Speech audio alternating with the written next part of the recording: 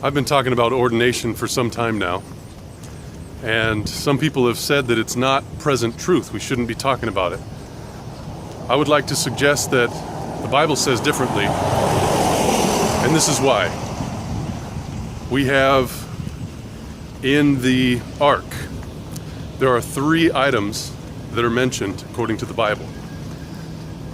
There's the pot of manna, which, by the way, refers not only to the living Christ that is offered, but it's the living Christ, the bread that came down from heaven, that's to be inside of the vessels. We are these vessels that God has filled with that bread. It's Christ in you, the hope of glory. This is the final fulfillment of the 7th trumpet you can read about in Revelation chapter 10.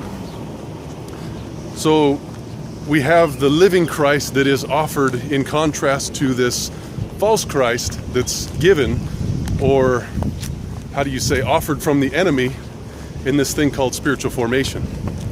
You also have the 10 Commandments, which is the high standard of God's glory. And the Bible says in Romans chapter 8 that we're supposed to be living, walking in these laws, and that's why he came. Read in the first few verses.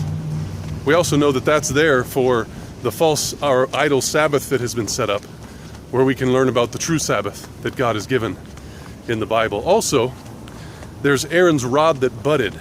Not only was it something dead that came to life, you can learn about the death, burial, and resurrection there in that story. You can learn about the truth about what the Bible teaches regarding death.